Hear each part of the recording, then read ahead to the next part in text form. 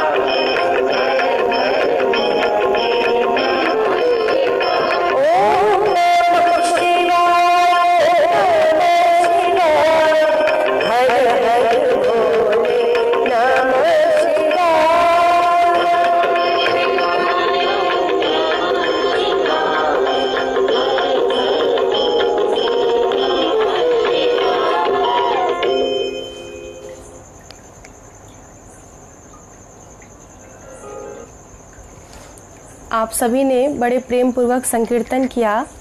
जैसा कि आप सभी जानते, मेरा स्वास्थ्य भी ठीक नहीं है और आज मेरा उपवास भी था, व्रत भी था और हमने खूब केला खूब दही उपवास में लिया है, जिसके कारण गले पे जो प्रभाव है आपको दिख रहा है। बहुत प्रयास किया हमने, तो आप सभी जुड़े रहें। आए हम काशी विश्वनाथ की कथा श्रवण करेंगे और ये श्रावण मास चल रहा है। तो जैसा कि हमने पुराणों में ये श्रवण किया है, अध्ययन किया है, संतों से श्रवण किया है कि श्रावण मास में 12 ज्योतिर्लिंगों में से कोई एक भी ज्योतिर्लिंग अगर हमें दर्शन करने का सौभाग्य मिल जाए तो हमें पुण्य अर्जन करने का सौभाग्य मिल जाता है। अब आप सोच रहे होंगे कि पुण्य अर्जित करके हम क्या करेंगे, तो आप विचार करें, अगर आपके पास कर्ज बहुत है और आपको कहीं से धन की प्राप्ति हो तो आप प्रसन्न होंगे या नहीं होंगे कि जी ये जो धन आया है ये हमारे ऋण से हमें मुक्त करा सकता है।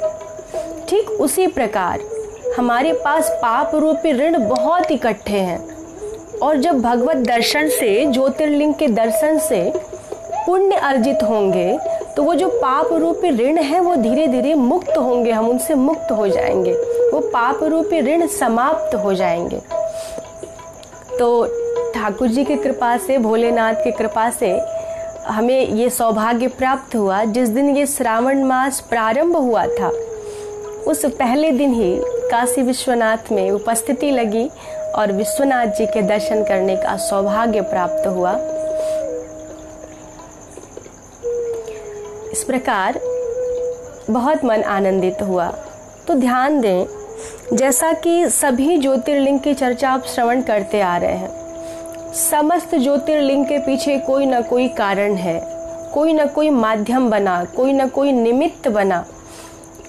कभी कोई भक्त निमित्त बना तो कभी कोई भगवान निमित्त बने, अर्थात कभी नर नारायण के रूप में श्री हरि विष्णु बने, निमित्त कारण बने, तो कहीं कोई भक्त कारण बना, तो कहीं कोई राक्षस भीम जैसा राक्षस कारण बना। तो भगवान इस पृथ्वी पे जहाँ भी लिंग रूप में स्थापित हुए, कोई ना कोई कारण बना, कोई ना कोई निमित्त बना। लेकिन आपको बताएं, काशी विश्वनाथ की बड़ी महिमा है, क्योंकि यहाँ कोई कारण नहीं बना, कोई निमित्त नहीं बना, यहाँ भगवान स्वयं आकर स्थापित हुए हैं। यहाँ तक कि इस नगरी को ही भगवान ने स्थापित किया है। ये काशी विश्वनाथ की महिमा है। कहते हैं जैसे कि श्रीमद् भागवत महापुराण में भी कथा आती है कि भगवान की इच्छा हुई एको हम बहुश्यामी, वैसे ही कहते हैं नारायण की इच्छा हुई, ब्रह्म की, जिसे ना नारायण कहा जाए ना भगवान शंकर कहा जाए, जो निर्गुण रूप में है, जिसका कोई रूप नहीं है, ऐसी निर्गुण ब्रह्म की इच्छा हुई एको हम बहुश्यामी, मुझे बहुत विस्तार करना चाहिए सृष्टि का। तो वो जो निर्गुण ब्रह्म था वो सगुण रूप में आया। कैसे कहा? पुरुष और प्रकृति के रूप में। जो पुरुष था उसे शिव कहा गया और जो प्रकृति थी उसे शक्ति कही गई। तो शिव और शक्ति जब बने तो उन्होंने भी संचालन किया, उन्होंने भी अपने रूप में एक ऊर्जा के रूप में एक चेतना प्रकट की, जिसे पुरुष और प्रकृति कहा गया। और ध्यान दें, जैसे ही पुरुष और प्रकृति का उद्भव हुआ, उन्होंने कहा जाएं आप तपस्या करें।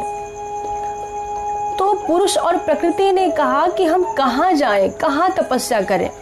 श्री हरि ने कहा हम कहाँ जाएं, कहाँ तपस्या करें। तो शिव ने एक नगरी बसाई, बहुत सुंदर नगरी, जो 5 कोस में फैली हुई थी, 5 कोस लंबे 5 कोस चौड़े, जिसे आज भी कहा जाता है पंचक्रोशी। तो 5 कोस लंबे और चौड़े परिसर में उन्होंने स्थापना की एक नगरी की, जो आकाश में स्थापित हुआ, इस पृथ्वी लोक पे नहीं था, आकाश में स्थापित किया। और श्री हरि से कहा आप जाएं तपस्या करें, पुरुष और प्रकृति से कहा आप जाएं तपस्या करें। और उस नगरी में बड़ी ही सुंदर, जहां किसी भी साधन की कमी नहीं थी, समस्त साधनों से युक्त नगरी की उन्होंने रचना की। तो आज श्री हरि, पुरुष और प्रकृति वहां साधना करने लगे, तपस्या करने लगे। और जब तपस्या में श्रमयुक्त हुए, श्रमयुक्त होने से उनके शरीर से श्वेत धाराएं प्रवाहित होने लगी। और वही जो श्वेत धाराएं प्रवाहित हुई, उससे एक अद्भुत आकाश युक्त धुआं जैसा छा गया। और वो धारा जो उत्पन्न हुई, उससे वो नगर ही डूबने लगा। श्री हरि ने कहा, जो पुरुष रूप में थे, उन्होंने नारायण से कहा, जो ब्रह्म है उनसे कहा प्रभु ये क्या हो रहा है, ये कैसा धुआं जैसा छा गया है, ये पूरी नगरी डूबने वाली है। तो निर्गुण जो ब्रह्म थे शिव रूप में, उन्होंने कहा आप चिंता न करें, और सिर हिलाया। सिर हिलाने में उनके कान के जो मणि थे वो गिर गए। वो पंचक्रोशी नगर में उनके कान के मणि गिर गए, जिसे आज मणिकर्णिका कहा जाता है। जो काशी के होंगे या जो काशी आए होंगे वो जानते होंगे मणिकर्णिका घाट। तो जहाँ भगवान के कान के मणि गिरे उसे मणिकर्णिका कहते हैं। और श्री हरि ने, नारायण ने पूछा, कहा प्रभु ये क्या हो रहा है, ये श्वेत धाराएं प्रवाहित हो रही हैं। और जैसे ही देखा कि पंचक्रोशी नगर डूबने वाला था, तो शिव ने उन्हें अपने त्रिशूल पे उठा लिया। और त्रिशूल पे उठा लिया, और जो जलधारा पूरी फैली हुई थी, व्याप्त थी, उसमें नारायण लेट गए। नारायण अपनी पत्नी प्रकृति के साथ विश्राम करने लगे। और ध्यान देना, अभी आकाश में ही है पंचक्रोशी। जब नारायण विश्राम करने लगे तो उनके नाभि से कमल निकला, और उसी कमल से ब्रह्मा की उत्पत्ति हुई। तो ध्यान दें, ब्रह्मा की उत्पत्ति तो हुई, तो ब्रह्मा ने ब्रह्मांड की उत्पत्ति की। और जैसा कि हमने महर्षियों से सुना है, संतों से सुना है, शास्त्रों में देखा है, कहते हैं ब्रह्मांड 50 करोड़ योजन में है। 50 करोड़ योजन, तो कहा इतना बड़ा ये ब्रह्मांड है, 50 करोड़ योजन का हमारा पूरा ब्रह्मांड है। तो ब्रह्मा जी ने इसकी संचालन किया ब्रह्मांड का। तो जब ब्रह्मांड को बनाया तो भगवान शंकर ने सोचा, शिव ने सोचा कि इस ब्रह्मांड पे रहने वाले अपने कर्म बंधन से मुक्त कैसे होंगे, ये तो अपने कर्म के पास में बंधे रह जाएंगे, ये मुझे प्राप्ति कैसे कर पाएंगे, शिव को जीव कैसे प्राप्ति कर पाएंगे। तब भगवान शंकर ने जो अपनी पंचक्रोशी नगरी थी, जिसे उन्होंने स्थापित किया था, उसे आकाश से त्रिशूल से उतार के ब्रह्मांड में स्थापित कर दिया, अर्थात मृत्यु लोक पर छोड़ दिया। और मृत्यु लोक पर वही पंचक्रोशी नगरी आज भी है। कहते हैं कि ब्रह्मा का जब एक दिन होता है, ब्रह्मा के एक दिन होने के बाद महाप्रलय होता है। तो जब ब्रह्मा के एक दिन के बाद महाप्रलय होता है, तो भी ये हमारी जो काशी नगरी है पंचक्रोशी में फैली हुई, ये पंचकोशी जो नगरी है, ये कभी भी महाप्रलय में नाश इसका नहीं होता है। जब भी महाप्रलय होता है, भगवान शंकर इसे त्रिशूल पर धारण कर लेते हैं और जैसे ही पुनः सृष्टि को स्थापित ब्रह्मा करते हैं, पुनः सृष्टि का संचालन होता है, तब पुनः त्रिशूल से ये नीचे उतार के इसे मृत्यु लोक पर स्थापित कर देते हैं। अर्थात संसार जब भी महाप्रलय में सम्मिलित हो गया है, समाहित हो गया है, लय हो गया है, लेकिन पंचकोशी अर्थात भगवान काशी विश्वनाथ की जो नगरी काशी है, इनका कभी भी लय नहीं हुआ। ये महाप्रलय में कभी भी समाहित नहीं हुए।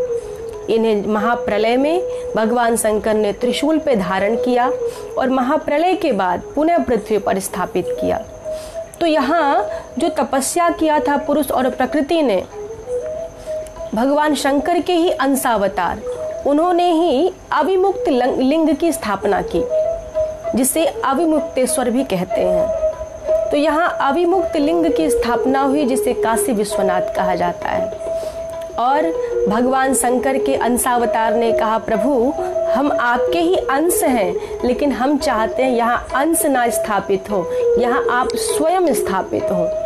और भवानी के साथ भगवान शंकर भी वहीं स्थापित हो गए। और एक कथा और आती है कि मैया पार्वती को इच्छा हुई कि जब देखो मैं मायके में ही रहती हूँ, कैलाश पर्वत तो हिमालय पर ही स्थापित है। तो भवानी ने सोचा कि जब देखो मैं मायके के ही पास रहती हूँ, यहाँ से कहीं जाना नहीं होता है। भगवान शंकर से कहा, ये भक्तों के संतों के मुख से हमने सुना है। तो मैया भवानी ने कहा कि प्रभु मैं जब भी देखो तो मायके में ही रहती हूँ, मुझे ये अच्छा नहीं लगता, यहाँ से कहीं दूर जाना चाहिए। तब भगवान शंकर ने बताया, मेरी सबसे प्रिय नगरी है काशी नगरी, और आपको मैं वहाँ लेके चलता हूँ जहाँ मैं सदैव निवास करता हूँ। और वहीं लेके आए हैं, अर्थात जब मायके को छोड़ा है मैया पार्वती ने, तो काशी में आके निवास लिया है। भवानी और भव दोनों काशी में निवास करते हैं। तो इस प्रकार ये काशी विश्वनाथ है, जिसे मोक्ष की नगरी कहा जाता है। और हमने तो सुना है, शिव पुराण में भी लिखा है कि कोई किसी भी जाति का हो, विवाहित हो, अविवाहित हो, ब्राह्मण हो, क्षत्रिय हो, वैश्य हो, शूद्र हो, कहते हैं यहाँ तक कि बंध्या हो, विधवा हो, किसी भी प्रकार का व्यक्ति हो, कितना भी संस्कारहीन हो, लेकिन वो काशी में जाके अगर मृत्यु को प्राप्त करता है तो उसे मोक्ष मिल जाता है। इसलिए इसे मोक्ष की नगरी कहते हैं। तो एक बार हमने विचार किया कि ऐसा संभव कैसे हो सकता है। कोई कितना भी संस्कारहीन हो, कुछ भी किया हो, पाप किया हो, घोर पापी हो, फिर भी वो काशी में आए और उसे मुक्ति मिल जाए। तो फिर हमने ये बहुत विचार किया, मंथन किया, चिंतन किया। तो मुझे ऐसा लगा कि काशी में वही पहुंच पाएंगे जिनका प्रारब्ध अच्छा होगा, तो ही उन्हें मुक्ति मिलेगी। अन्यथा मुक्ति तो संभव है काशी जाने से, लेकिन जब काशी आप पहुंच पाएंगे तब तो, अर्थात जिनका प्रारब्ध होगा वो ही काशी पहुंच पाएंगे, जिनके कर्म अच्छे होंगे वो ही काशी पहुंच पाएंगे। काशी पहुंच जाएंगे तब तो मुक्ति आपकी निश्चित है, मोक्ष निश्चित है, लेकिन काशी पहुंचना निश्चित है, ये हमारे कर्म के ऊपर निर्भर करता है। काशी पहुंचना हमारे कर्म के ऊपर निश्चित है, हमारे प्रारब्ध के ऊपर निश्चित है। इसलिए कहा काशी विश्वनाथ में भगवान भवानी के साथ में विराजमान हुए, इसे मोक्ष की नगरी बनाए हैं। तभी तो कहा जाता है, संत कहते हैं, प्रेम मुदित मन से कहो राम राम राम, श्री राम राम राम। काशी मरत लेत राम नाम,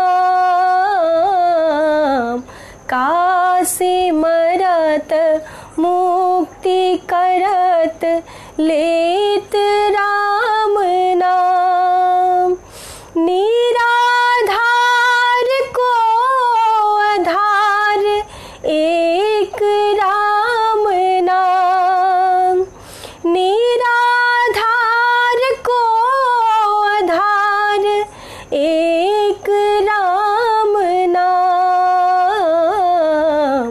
प्रेम मुदित मन से कहो राम राम राम, श्री राम राम राम।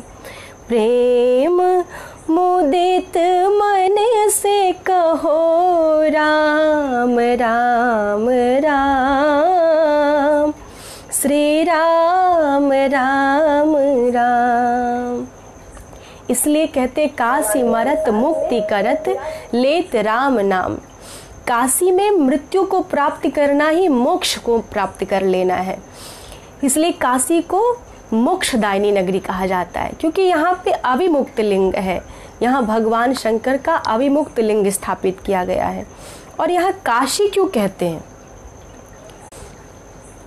तकनीकी समस्या के कारण थोड़ा ये जुड़ाव हमारा बीच में छूट जा रहा है, तो आप सभी जुड़े रहें। कहते हैं कि काशी क्यों कहते हैं? तो कहा जहाँ कर्म का आकर्षण हो उसे काशी कहते हैं, अर्थात आप कर्म बंधन से छूट जाते हैं। और थोड़ा अगर शब्दों पे भाव लगाएं तो कहते हैं क अर्थात कर्म और श अर्थात समन, जहाँ हमारे कर्मों का शमन हो जाए उसे काशी कहते हैं। तो वहाँ जाने के बाद हमारे कर्मों का शमन हो जाता है, अर्थात हमें मोक्ष की प्राप्ति होती है। ऐसी नगरी है काशी नगरी। ये काशी नगरी में काशी विश्वनाथ, इसलिए कहते हैं विश्वनाथ, इसीलिए कहा गया क्योंकि यहाँ किसी भक्त ने स्थापित नहीं किया, यहाँ किसी राक्षस के द्वारा स्थापित नहीं हुआ। ये विश्वनाथ भगवान स्वयं विश्वनाथ ने, ब्रह्म ने स्थापित किया है, इसलिए इसे विश्वनाथ कहा जाता है। तो ऐसे आपने विश्वनाथ की महिमा श्रवण की। आए संक्षेप में हम त्रयंबकेश्वर महाराज की कथा श्रवण कर लेते हैं। काशी विश्वनाथ को तो आप जानते हैं, काशी में विराजमान है, लेकिन त्रयंबकेश्वर को कहा जाता है ये नासिक में, त्रयंबक जिले में स्थित है। इनकी कथा बहुत सुंदर आती है। कहा गौतम ऋषि की कथा है। गौतम ऋषि बड़े अद्भुत संत हैं, बड़े अद्भुत ऋषि हैं, बड़े अद्भुत साधु हैं, जिनकी पत्नी का नाम अहिल्या है। आप सभी अहिल्या की कथा जानते हैं कि अहिल्या भगवान को जाना पड़ा। अहिल्या चल के भगवान के पास नहीं गई है, भगवान स्वयं चल के अहिल्या मैया के पास गए हैं और उनको जो शिला रूप में पड़ी थी उन्हें महिला रूप में चैतन्य बना के लाए हैं। पर सत पद पावन शोक नसावन प्रगट भई तप पुंज सही। तो ऐसी अहिल्या मैया, और आज अहिल्या मैया और गौतम ऋषि दोनों तपोवन में रह रहे थे। तो ऐसे गौतम ऋषि, ऐसे अद्भुत ऋषि जो 10,000 वर्षों से तपस्या कर रहे थे। और एक दिन ऐसा हुआ कि जहाँ वो रह रहे थे उस स्थान पे 100 वर्षों से अवर्षण हो गया। अवर्षण अर्थात वर्षाहीन, वर्षा ही नहीं हो रहा था। तो पूरी पृथ्वी पे हाहाकार मच गया। जहाँ वो तपोवन में रह रहे थे पशु पक्षी भी मृत्यु को प्राप्त करने लगे। सबने देखा तो गौतम ऋषि ने तपस्या की और उनकी तपस्या से वरुण देव प्रसन्न हो गए। वरुण देव से कहा गौतम ऋषि ने, प्रभु मैं कुछ मांगू? तो वरुण देव ने कहा जो इच्छा सो मांग लो।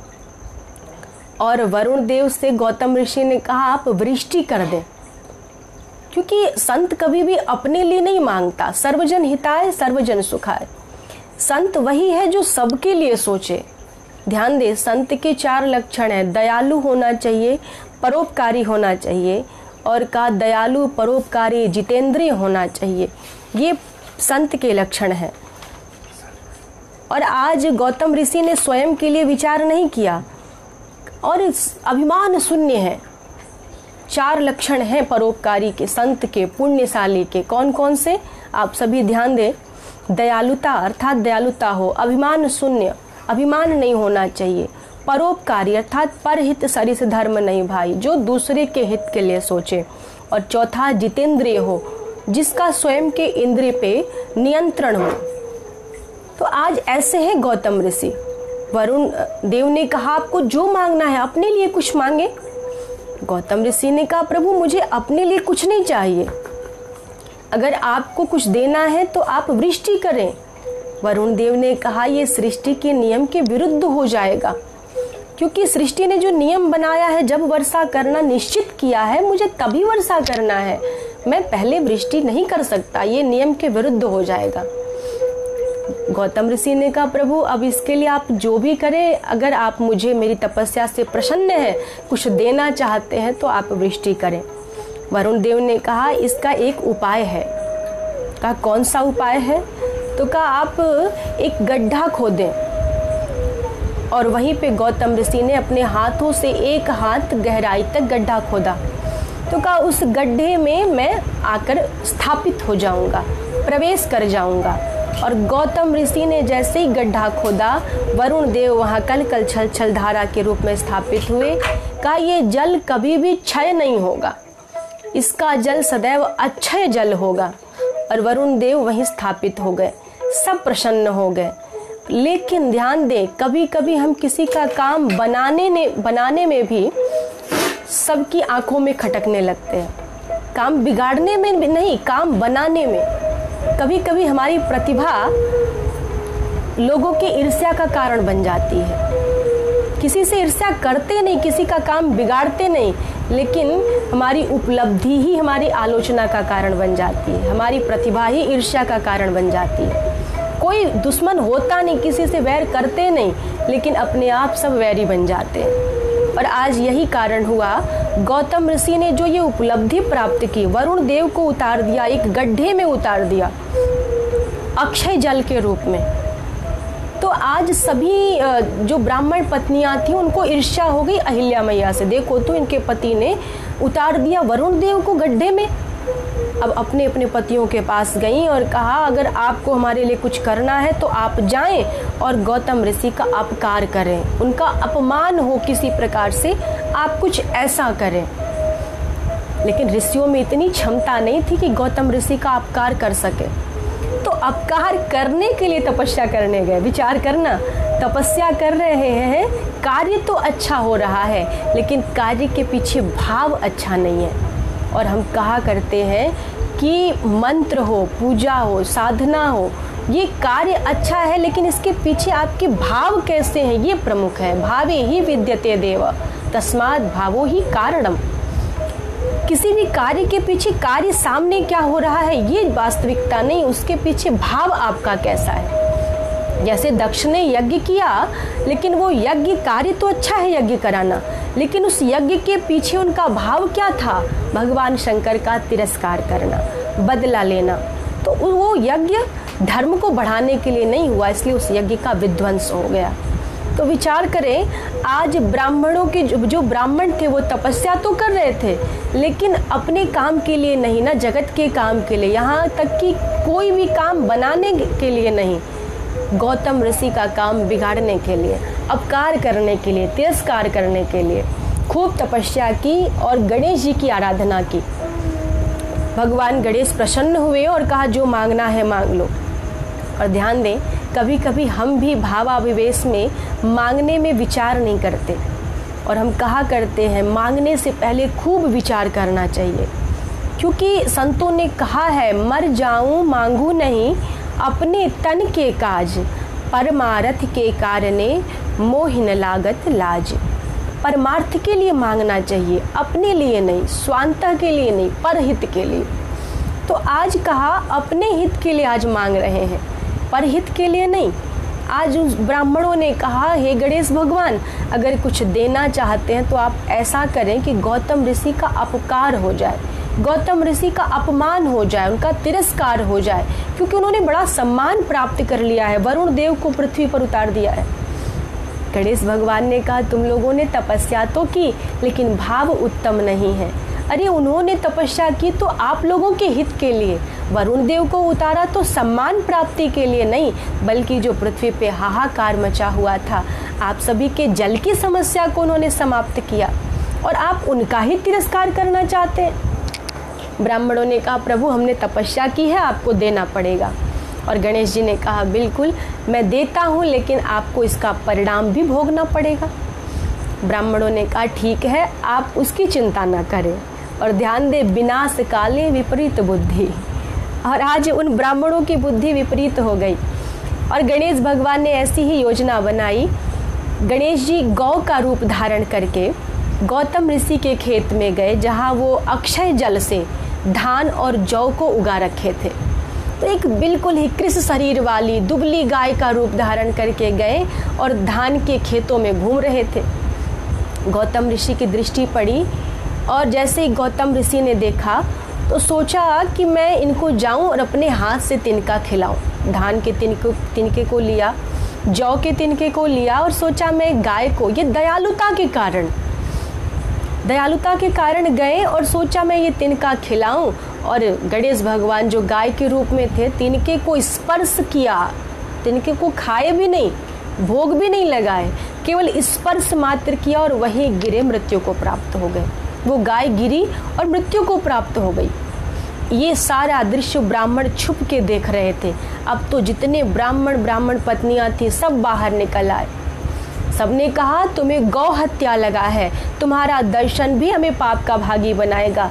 तुम्हारे दर्शन से हमारे पितृ हमसे पूजा नहीं लेंगे, हमारे पितृ हमसे श्राद्ध नहीं लेंगे, हमारे देवता हमसे पूजा नहीं लेंगे। अब तुम यहाँ रहना तुम्हारा ठीक नहीं है, क्योंकि तुम्हारे रहने से हमारा पुण्य क्षय होगा।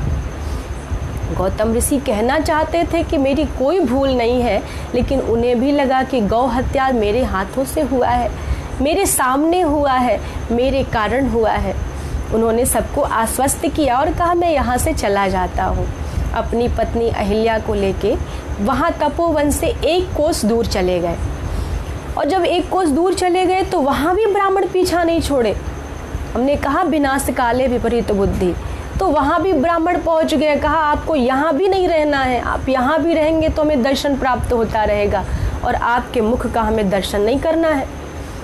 अब तो ये वहाँ से भी उन्हें निकालने लगे। गौतम ऋषि ने कहा आप हमें यहाँ रहने दो। कहा अगर रहना है तो आपको इस पाप का पश्चाताप करना पड़ेगा।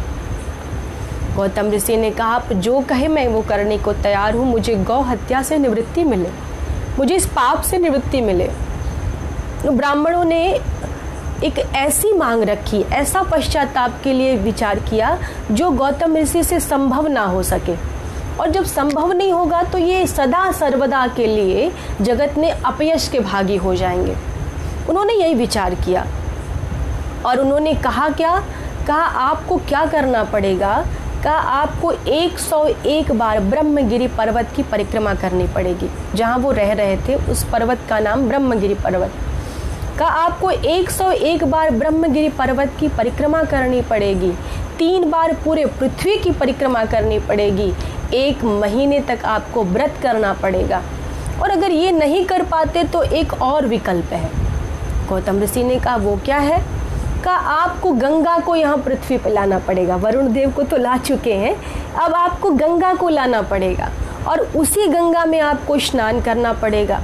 1 करोड़ पार्थिव लिंग बना के आपको पूजा करनी पड़ेगी और उसी के साथ ही साथ 11 बार, जो 101 बार था वहाँ 11 बार विकल्प दिया। 101 की जगह 11 बार आपको ब्रह्मगिरि पर्वत की परिक्रमा करनी पड़ेगी।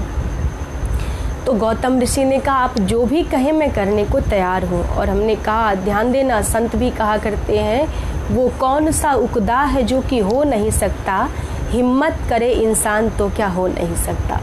उद्योगो नास्ति दारिद्र्यम, हम बैठ जाते कहते हमसे नहीं हो पाएगा और यहीं हम हार जाते हैं। ये नहीं कहना चाहिए कि ये संभव नहीं है, ये नहीं हो सकता है। इसलिए तो हमारे यहाँ अंग्रेजी के विचारक भी कहा करते हैं इम्पॉसिबल को कहते आई एम पॉसिबल। इम्पॉसिबल भी कहता है कि मैं पॉसिबल हूँ, एक बार प्रयास तो करो। इसलिए आज गौतम ऋषि ने कहा कि मैं वो सब करने को तैयार हूँ, उस पश्चाताप को करने के लिए तैयार हूँ। और गौतम ऋषि ने तपस्या करनी प्रारंभ की। इतनी घोर तपस्या की कि भगवान शंकर प्रसन्न हुए। 1 करोड़ पार्थिव शिवलिंग की स्थापना की और उनकी पूजा करते थे, अर्चना करते थे। भगवान शंकर प्रसन्न हुए और जैसे ही गौतम ऋषि को दर्शन दिया, कहा आपको जो मांगना है मांग ले। जैसे ही कहा जो मांगना है मांग ले, तो गौतम ऋषि ने कहा प्रभु आप मुझे ज़्यादा कुछ नहीं करें, आप मुझे निष्पाप कर दीजिए, आप मुझे निष्पाप कर दीजिए। भगवान भोलेनाथ ने कहा किस प्रकार का निष्पाप? जो पाप आपने किया ही नहीं उसे आप निष्पाप होने की बात क्यों करते हैं? गौतम ऋषि ने कहा मैंने पाप नहीं किया। तब भगवान भोलेनाथ ने पूरा वृतांत सुनाया। कहा वो गौ नहीं थी जिसकी हत्या के लिए आप विचार कर रहे हैं कि मुझे गौ हत्या लगा है, वो तो साक्षात गणेश जी महाराज थे जो गौ के रूप में गए थे इन ब्राह्मणों की तपस्या का फल देने के लिए। आपने कोई गौ हत्या नहीं किया, तो जब पाप ही नहीं किया तो निष्पाप होने की बात कहाँ से आती है? गौतम ऋषि ने कहा प्रभु मैंने आपकी बात मान ली, लेकिन जो 5 लोग देखते हैं वही कहते हैं, मन में उनके क्या हुआ, पीछे क्या हुआ ये लोग नहीं जानते। कहते हैं जंगल में मोर नाचा किसने देखा? तो प्रभु यहाँ पीछे क्या हुआ मेरे ये जगत नहीं जानेगा, लेकिन जगत तो यही जानेगा कि मुझे गौ हत्या लगा है, क्योंकि इन्होंने मुझे ये अपयश दे दिया है और इस अपयश से मुझे निवारण पाना है। तो आप गंगा को इस पृथ्वी पे उतारें। और भगवान शंकर ने गंगा मैया को इस पृथ्वी पे उतारा। हमारे अभी शशिकांत भैया पूछ रहे थे गोदावरी का उद्भव, तो यही कथा है।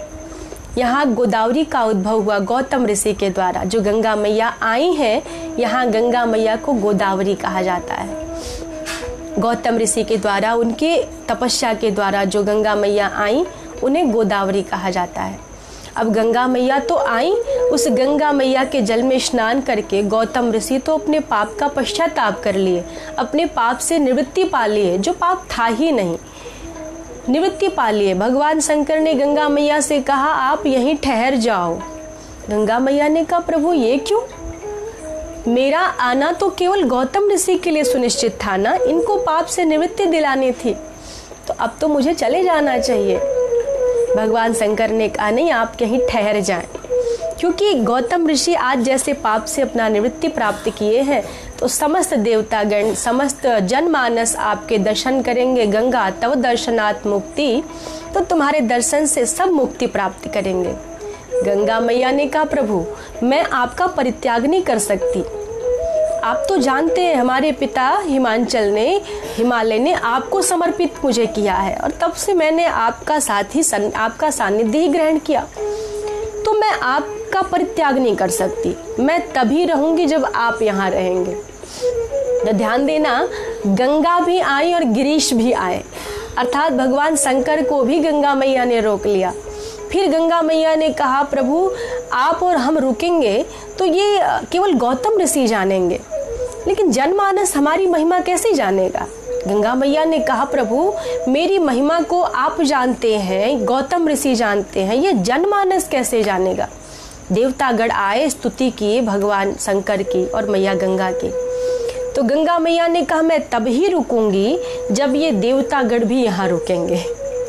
और ध्यान दें, देवतागण जनमानस को पवित्र करने के लिए, सबकी पवित्रता के लिए आज देवताओं ने भी कहा कि हम भी आपके साथ रहेंगे। और एक ऐसा समय आता है जब बृहस्पति सिंह राशि पे जाते हैं, उस समय समस्त देवतागण आते हैं नासिक में, जहाँ गिरीश है, गंगा है, गौतम ऋषि हैं, तीनों एक ही राशि के, गिरीश, गंगा, गौतम तीनों एक ही जगह स्थापित है। वहाँ देवतागण भी आ जाते हैं। कब? कहा जब देव गुरु बृहस्पति सिंह राशि पे स्थापित होते हैं तब। और यहाँ तक कहा गया कि जब देवतागण आ जाते हैं नासिक में, उस समय कोई भी देवता पूजन नहीं लेते, अर्थात वो होते ही नहीं अपने स्थान पे। उनकी पूजा तब नासिक में ही होती है, उनके स्वर्गलोक में नहीं होती। इसलिए आज गौतम ऋषि ने गिरीश को स्थापित किया, गंगा को स्थापित किया नासिक में, और समस्त देवताओं को भी बुलाया। और यहाँ तक कि कहा जाता है त्रयंबक इसलिए कहा जाता है कि ब्रह्मा, विष्णु, शिव ये तीनों एक एक लिंग के रूप में स्थापित हुए हैं। आप कभी जाएंगे तो नासिक में दर्शन करेंगे, वहाँ एक गड्ढे में छोटे छोटे 3 शिवलिंग हैं, इसलिए त्रयंबक कहा जाता है। यहाँ तीनों देव, ब्रह्मा विष्णु महेश, तीनों देव लिंग के रूप में स्थापित हैं। ये त्रयंबकेश्वर की महिमा है। इनके दर्शन से हमारे पाप से हमें निवृत्ति प्राप्त होती है। जैसे गौतम ऋषि निष्पाप हो गए, उसी प्रकार हम भी अपने पापों से निवृत्ति पाके, और ध्यान दें ये पापों से निवृत्ति की बात हर बार क्यों की जाती है, क्योंकि ऐसा कोई संसार में मनुष्य नहीं जो कह दे मुझसे पाप नहीं होता। हर दिन, हर घड़ी, हर मिनट हमसे पाप होता रहता है। कभी मानसिक पाप होता है, कभी वाणी के द्वारा पाप होता है, कभी शरीर के माध्यम से पाप होता है, तो विचार के माध्यम से पाप होता है। तो पाप तो हमसे सदैव होता रहता है, और उन्हीं पापों की निवृत्ति के लिए ये सभी माध्यम बताए गए हैं। ये सभी हमें एक एक कारण बताए गए हैं। तो आज आपने काशी विश्वनाथ की महिमा श्रवण की, जो 7वें ज्योतिर्लिंग है, और 8वें ज्योतिर्लिंग जो त्रयंबकेश्वर है नासिक में, आपने उनकी कथा श्रवण की। ध्यान दें, आप सभी 8 ज्योतिर्लिंग की कथा श्रवण कर चुके हैं, और गोदावरी की कथा हमारे शशिकांत भैया श्रवण कर लिए। यही गोदावरी कही गई जो गौतम ऋषि के द्वारा लाई गई। तो आपने इससे पूर्व केदारनाथ की कथा भी श्रवण की। तो आपको एक मुख्य बात बताएं कि केदारनाथ जो गए होंगे, वहाँ भगवान लिंग रूप में नहीं, यहाँ भगवान धड़ के रूप में, एक महिष अर्थात बैल के धड़ के रूप में दिखते हैं। वहाँ कोई कहता है महिष के अर्थात भैंस के, कोई कहता है नहीं बैल के, अर्थात आधा ही भाग दिखता है। तो हम निश्चित रूप में नहीं कह पाते कि ये बैल का धड़ है या महिष का धड़ है। तो ध्यान दें, वहाँ भगवान धड़ के रूप में केवल दिखाई देते हैं। कारण क्या है, आपने कथा जो सुनी पांडवों की कथा, तो भीम जैसे ही दर्शन के लिए अपने चरणों के नीचे से निकलते हुए भगवान शंकर को, बैल रूप में भगवान शंकर को पकड़ना चाहा, तो भगवान शंकर वहीं भूमि के अंदर धंसने लगे, और आधा भाग उनका धंस गया, मुख भी अंदर चला गया, पैर भी अंदर चला गया, केवल धड़ मात्र को भीम ने पकड़ लिया। इसलिए केदारनाथ में भगवान शंकर केवल धड़ के रूप में है। और कहीं कहीं कथा आती है कि भगवान का मुख पशुपतिनाथ में दर्शन करने को मिलता है। तो ऐसी कथा हमें अन्य शास्त्रों से मिला करती है। आज आपने विश्वनाथ की कथा और त्रयंबकेश्वर की कथा सुनी है, और आगे आप अगली कथा में श्रवण करेंगे वैद्यनाथ की कथा। ध्यान दें, एक एक राज्यों में एक एक ज्योतिर्लिंग स्थापित है। तो हमारे यहाँ जो हम काशी में रहते हैं, आज आपने काशी विश्वनाथ की कथा श्रवण की। तो काशी विश्वनाथ में मैया अन्नपूर्णा भी है, क्योंकि हमने कथा सुनाई कि वो मायके छोड़ के जब ससुराल आना चाहती हैं तो काशी में आती हैं, क्योंकि कैलाश पर्वत हिमालय पर ही स्थापित है, हमने सुनाया। तो उनकी जब इच्छा होती है हिमालय को छोड़ने की, तो मैया अन्नपूर्णा भगवान शंकर के साथ काशी में आके निवास करती हैं। ऐसे काशी विश्वनाथ जहाँ जिनके शरण में हमें रहने का स्थान प्राप्त हुआ। तो हमारे उत्तर प्रदेश में एक ज्योतिर्लिंग जिसे काशी विश्वनाथ कहते हैं, और झारखंड में एक ज्योतिर्लिंग जिसकी कथा आप श्रवण करेंगे वैद्यनाथ। आए संक्षेप में इनकी भी कथा श्रवण कर लेते हैं। वैद्यनाथ की कथा कुछ इस प्रकार आती है का एक बार रावण की इच्छा हुई कि हम भगवान शंकर को जाएंगे, प्रसन्न करेंगे, और कैलाश पर्वत पर गया। भगवान शंकर की खूब होम करके, हवन करके भगवान शंकर को प्रसन्न करना चाहा। बड़ा ही कठिन तपस्या करने लगा, लेकिन भगवान शंकर ने दर्शन नहीं दिया। अब रावण ने विचार किया कि किस प्रकार भगवान को प्रसन्न किया जाए। तो उसने होम की अग्नि प्रकट की, और कहते ग्रीष्म ऋतु में 5 अग्नियों के बीच में बैठता था, अर्थात अपने शरीर को तपाता था। और वर्षा ऋतु में खुले चबूतरे पे बैठ के, अर्थात वर्षा के जल को अपने ऊपर सहन करता था। और शरद ऋतु में ठंडे जल के अंदर बैठ के वो तपस्या करता था। इतनी कठोर घोर तपस्या कर रहा था, फिर भी भगवान शंकर प्रसन्न नहीं हुए। तो रावण ने विचार किया, मैंने इतनी तपस्या की, होम किया, हवन किया, अन्य कई प्रकार की तपस्याएं की, लेकिन ये भगवान प्रसन्न कैसे होंगे। तब रावण ने सोचा कि ये जो मेरे मस्तक हैं, अब इसे ही मैं भगवान को समर्पित करूंगा। और धीरे धीरे करते करते रावण ने अपने 9 मस्तक उसी हवन की अग्नि में समर्पित कर दिया। 10वें मस्तक को जैसे ही समर्पित करने जा रहा था, भगवान शंकर सामने प्रकट हो गए और उसके कृपाण को रोक लिया। और जैसे उसके पुनः 10 मस्तक को निरोग रूप में बिल्कुल स्वस्थ 10 मस्तक आ गए, जो 9 जला दिए गए थे हवन के कुंड में, वो पुनः स्थापित हो गए। अब भगवान ने रावण से कहा, जो मांगना है मांग लो, मैं तुम्हारी तपस्या से प्रसन्न हूँ। तुमने बड़ी कठोर तपस्या की, ऐसा समर्पण तो किसी ने नहीं किया। तुमने तो अपने शरीर को ही अर्पण कर दिया, अपने प्राण को ही अर्पण करने को तैयार हो गए। तो जो मांगना है मांग लो। रावण ने कहा, प्रभु अगर कुछ देना है तो आप हमारे साथ हमारे लंका को चले। भगवान शंकर सोचे, ये तो पूरा वहाँ राक्षसों की नगरी बसा रखा है, सब अत्याचारी, दुराचारी, अनाचारी बैठे हैं, मैं वहाँ जाके क्या करूँगा। मुझे तो यहाँ मेरा कैलाश पर्वत ही प्रसन्न करता है। और कैलाश को छोड़कर भगवान कहीं जाना नहीं चाहते, क्योंकि गोस्वामी जी ने बड़ा सुंदर लिखा है। बंद करिए। परम रम्य गिरिवर कैलासो, परम रम्य गिरिवर कैलासो, सदा जहाँ शिव उमा निवासो। तो कहा परम रम्य गिरिवर कैलासो, बड़ा ही रमणीय स्थान है। ऐसे कैलाश पर्वत को भगवान छोड़ते नहीं, बस तब छोड़ते हैं कब, कहा जब कहीं कथा सुनने को मिलता है तब। काकभुसुंडी जी महाराज के पास चले जाते हैं नीलगिरी पर्वत पे कथा सुनने के लिए। तो जब कथा मिलती है तो ही भगवान शंकर कैलाश पर्वत का परित्याग करते हैं। तो जानते हुआ लंका की नगरी में तो मुझे कथा सुनने को मिलने वाली नहीं है, और वो भी रावण की नगरी में राम की कथा सुनने को मिले। तो भगवान शंकर ने विचार किया, इसे नहीं कह सकता क्योंकि इसने कठोर तपस्या की है। तो भगवान ने कहा कि मेरा एक शर्त होगा। रावण ने कहा, प्रभु क्या? तो कहा, तुम मुझे जहाँ भी मार्ग में रख दोगे, अगर मुझे कहीं रख दिया मैं वहीं स्थापित हो जाऊंगा। रावण ने कहा, बिल्कुल प्रभु। रावण ने विचार किया कि मैं कहीं रखूंगा ही नहीं, मैं कहीं मार्ग में इनको रखूंगा ही नहीं। और रावण लेके चला है। सारे देवतागण विचार करने लगे, अब तो रावण भगवान शंकर को लेके जा रहा है अपने लंका नगरी में। तो देवताओं ने युक्ति बनाई और वरुण देव को भेजा है। वरुण देव जाके पेट में समाहित हो गए हैं रावण के। और अब रावण सोचता है कहाँ भगवान शंकर को रखूं, और इधर उधर देखना शुरू किया। एक अहिरी बालक दिखा, उस अहिर बालक को बुलाया। रावण ने कहा कि तुम 2 क्षण के लिए इन्हें पकड़ो और मैं जाके अभी शौच क्रिया से निवृत्त होके आता हूँ, मैं लघु शंका करके आता हूँ। और इतने में उस अहिर बालक ने भगवान शंकर को लिया, और भगवान शंकर के भार को वो सहन नहीं कर सका।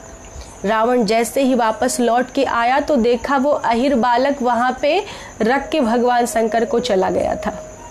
ये तो भगवान शंकर की ही लीला थी, जो वरुण देव के द्वारा, देवताओं के द्वारा उन्होंने इसे पूर्ण किया। जब देखा रावण आके कि वहाँ तो शिवलिंग भूमि पर रख दिया गया है, रावण मुस्कुरा पड़ा कि ये तो भगवान की लीला है, अब मैं इन्हें यहाँ से कहीं नहीं ले जा सकता। और वहीं पे परल्याम वैद्यनाथम च, उसे चिता भूमि भी कही जाती है, आज जो झारखंड में स्थापित है। भगवान शंकर रावण के द्वारा स्थापित है, उन्हें वैद्यनाथ या बैजनाथ कहा जाता है, अपभ्रंश हो गया है, बैजनाथ कहते हैं। और आप सभी देखे होंगे श्रावण मास प्रारंभ होते ही लोग कांवर लेके जाते हैं, और हम भी बहुत छोटे थे, शायद 12 या 13 वर्ष के रहे होंगे, तब हम भी अपनी माताजी के साथ और परिवार के साथ कांवर लेके हम भी गए हैं और वैद्यनाथ की यात्रा किए हैं, जिन्हें देवघर भी कहा जाता है। देवघर इसलिए कहा जाता है क्योंकि जब भगवान शंकर वहाँ स्थापित हो गए तो रावण पूजा करके चला गया। अब सब देवताओं ने सोचा कि भगवान को इस जंगल में रावण ने छोड़ा है तो इनके पूजन के लिए हमें जाना पड़ेगा, और समस्त देवतागण आए हैं, भगवान शंकर का पूजन किए हैं, इसलिए देवताओं का वहाँ घर स्थापित हो गया, इसलिए देवघर कहा जाता है। और आज रावण वहीं छोड़ के चला गया। अब ध्यान दें, रावण ने जब तपस्या की तो 2 वस्तु मांगी थी। पहला तो बल मांगा था कि मुझे इतना बल दें कि मेरे बल की कोई बराबरी ना कर सके, तो भगवान शंकर ने बल दे दिया था। और दूसरे वरदान में मांगा था, आप मेरे साथ चले। तो यहाँ तो देवतागण भगवान की पूजा करने लगे देवघर में, लेकिन सबकी चिंता यही रही कि अब रावण उस बल के द्वारा क्या करेगा। भगवान शंकर गए भी नहीं साथ में, अब तो रावण उस बल का करेगा क्या, ये तो और भी अत्याचार करेगा, अनाचार दुराचार करेगा। देवताओं को चिंता हो गई, तो नारद जी के पास गए। और ध्यान दें, हम कहा करते हैं कि नारद जी ऐसे संत हैं जो झगड़ा लगाने का काम नहीं, हमारे मन के जो कुभाव हैं उन्हें मन से बाहर निकाल के व्याप्त करके उसका नाश करते हैं। नारद जी हमारी विचार हैं, कुविचार, उनको समाप्त करने का कार्य करते हैं। तो ऐसे नारद जी के पास देवतागण गए और उनसे कहा कि अब आप ही कुछ कर सकते हैं। और नारद जी आज गए हैं रावण के पास। रावण से कहा, हमने सुना है तुमने बड़ी कठोर तपस्या की है।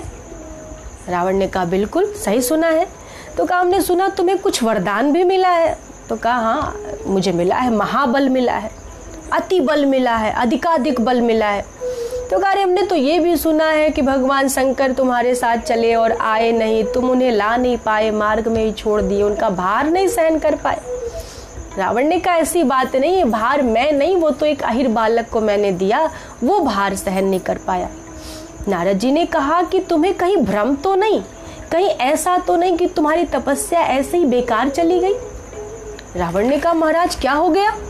तो कहा, कहीं ऐसा तो नहीं कि तुम्हें बल मिला ही ना हो।